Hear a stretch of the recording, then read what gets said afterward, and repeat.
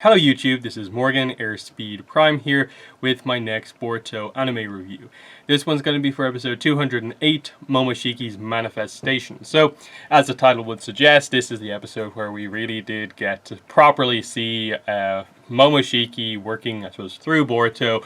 Borushiki, as the fandom calls this sort of form, going to town basically on Boro and absolutely annihilating him. So, yes, the result of this is that Boro is gone. There's not a bit left of him.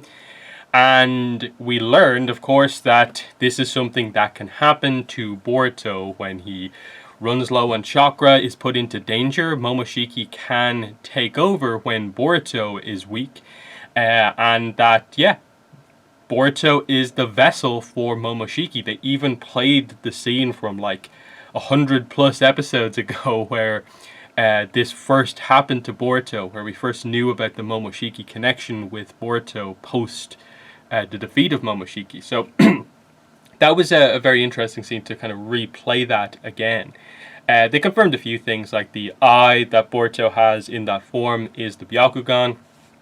That's nice, just because there is some confusion because the Jogan is a thing that everyone always wants to know more about, but they never really ever bring it up. So that feels like a later in the series thing. We're going to get into that in more detail, but for now it's just the Byakugan, and it makes sense that this is Boruto turning into Momoshiki, so he would, his body will begin to sort of morph into Momoshiki's body, which has the horn and has the Byakugan.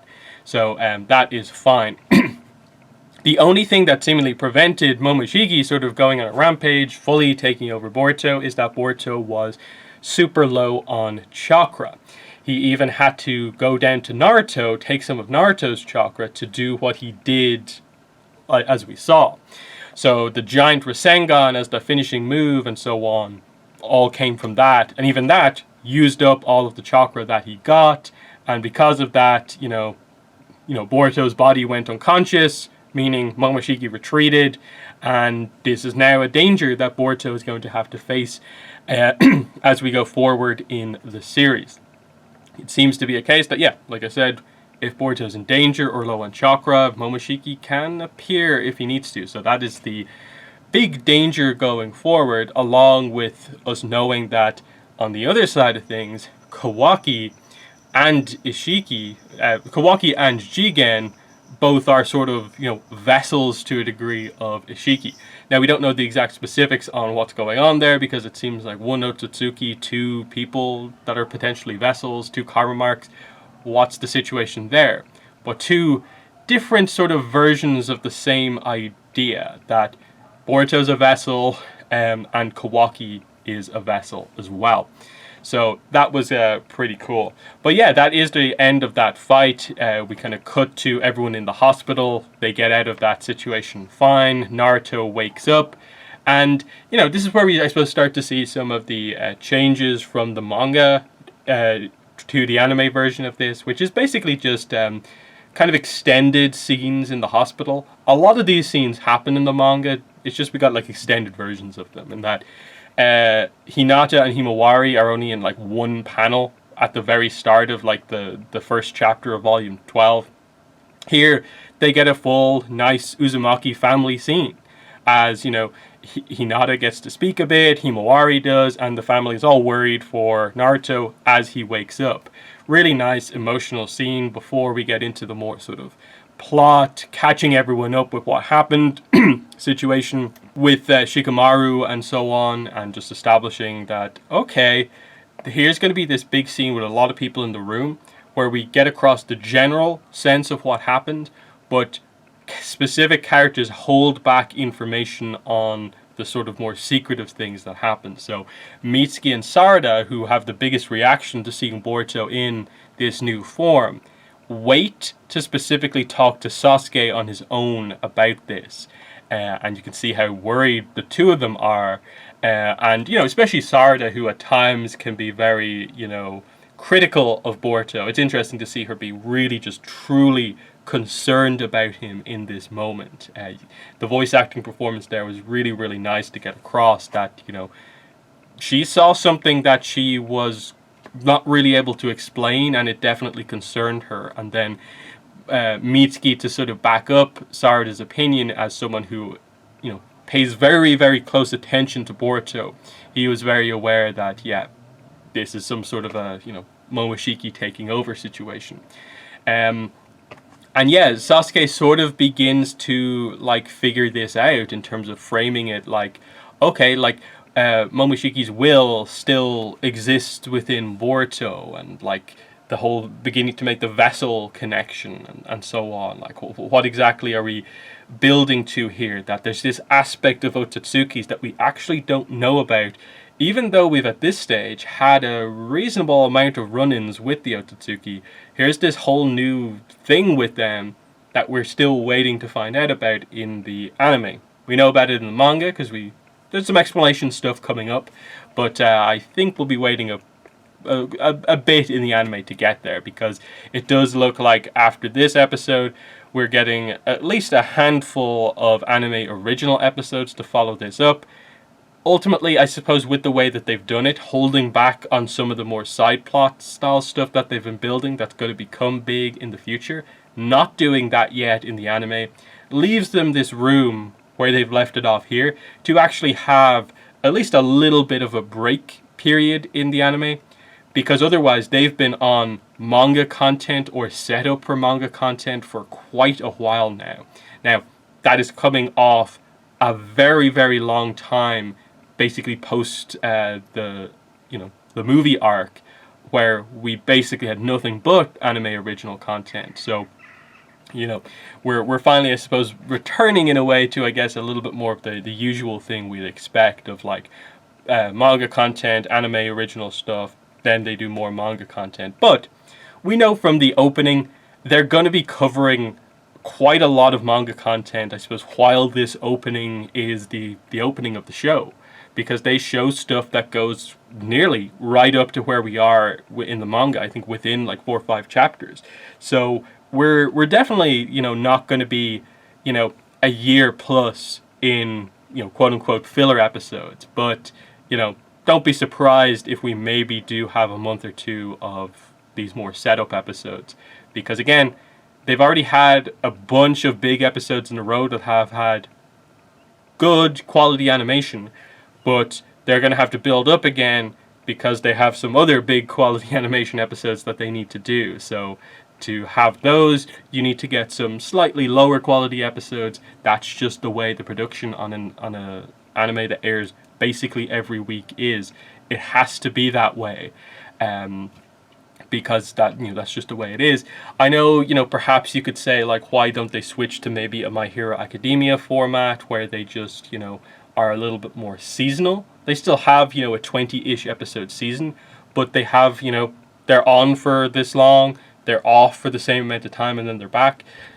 Maybe that would help the quality, but, this is how we sort of are used to Naruto and Boruto being.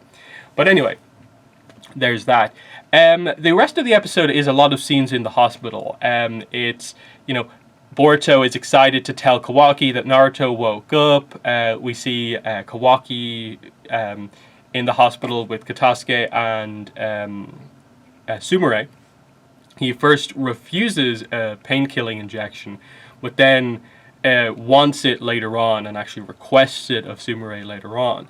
And that was a nice moment of growth to just sort of show that he's still a little bit closed off to kind of people he's not particularly familiar with, but a few moments within this episode really helped to sort of, open him up to the idea of there are people in this village who now truly trust him, treat him as a friend, are kind to him. Even Naruto is like, sticking his neck out for him. And especially I think the scene with Shikadai and Inojin where they bring the, Tayaki to, not to Boruto, because he wasn't in hospital, he actually got out of this okay. But no, they're bringing it to someone who's in hospital, and that is Kawaki.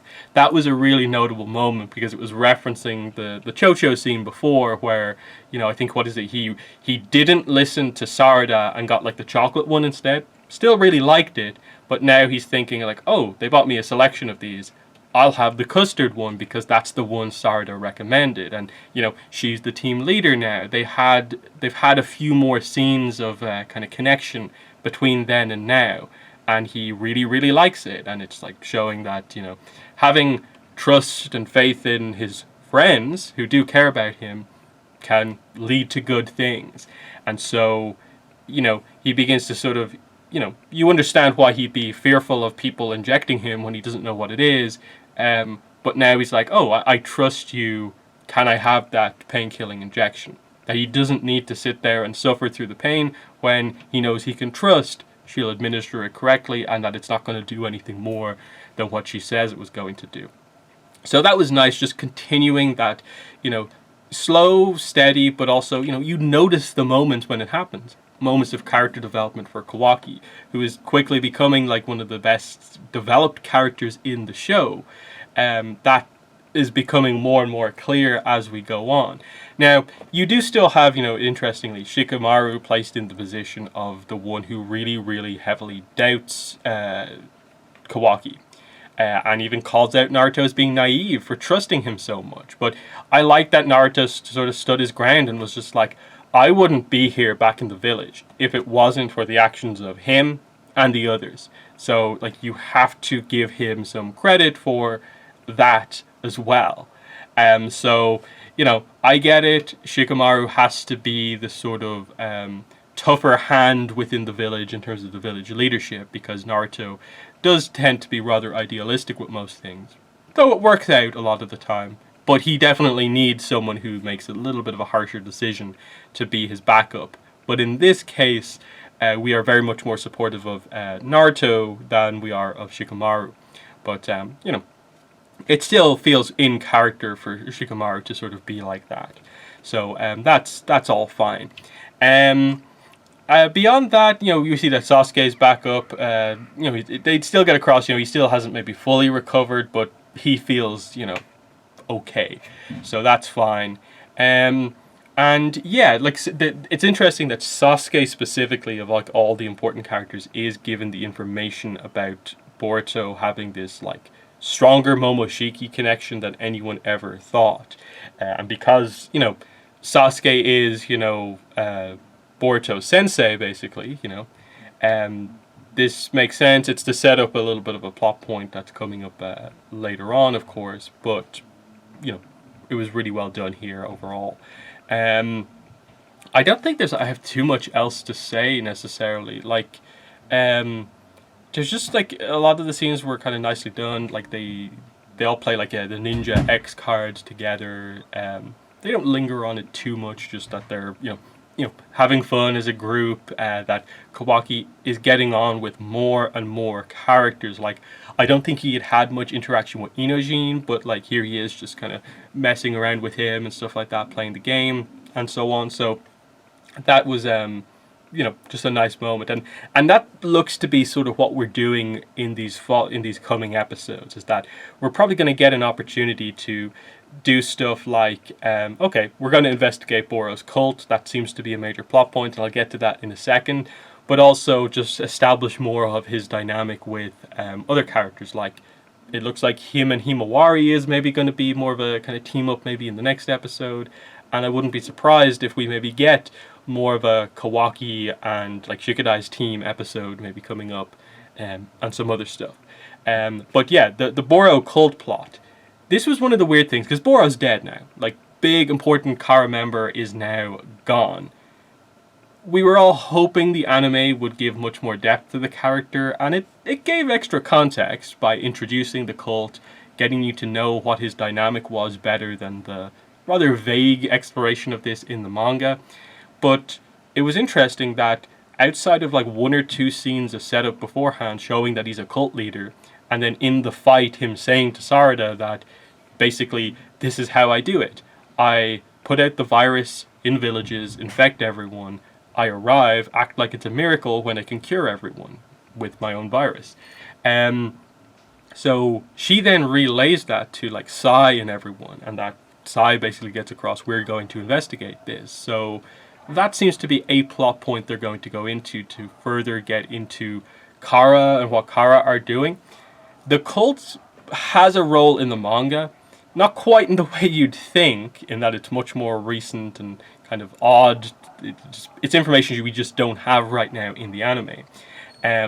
So I appreciate them doing this like earlier setup on it to just get across that, you know, this is a thing you should know about beforehand. Here's a little bit more on it, but I suppose the extent of which we're going into it is going to be interesting, because the characters, like what was it, the youngish girl and her brother, and then like so one of the other characters was like, you know, it felt like the main kind of cult member.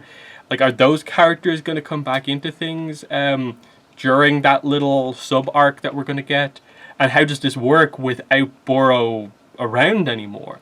Are they just going to try and tell the truth? If he hasn't cured everyone, I guess that means we need to bring Mitsuki into play to counteract the virus, since his body specifically would have the ability to counteract that because he has the antibodies, like we saw in the fight.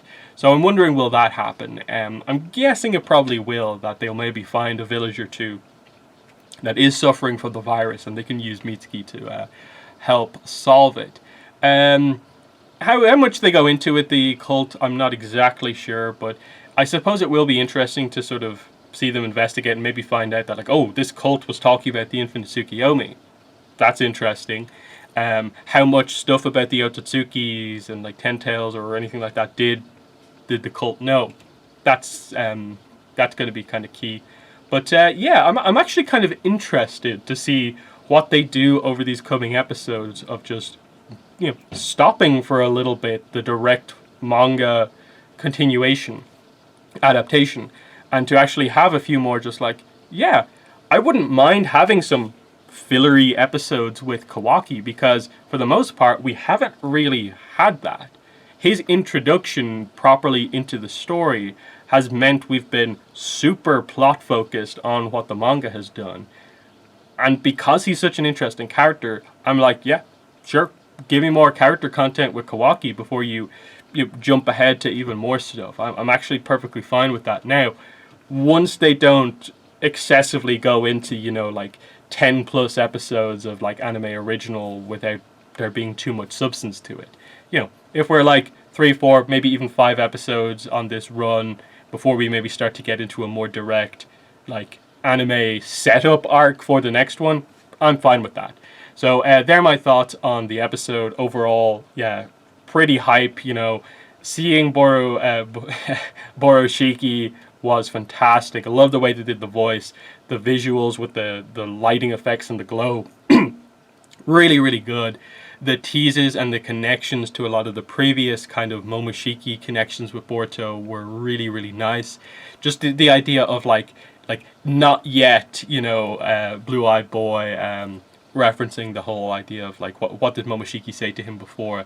These eyes will like bring you nothing but pain going into the future. So that's a kind of a ominous thing going forward. But yeah, Otsutsuki's major focus of the story, really, really interesting. So in the comments, let me know what your thoughts were on this episode. But that has been the video. Thanks for watching, and bye.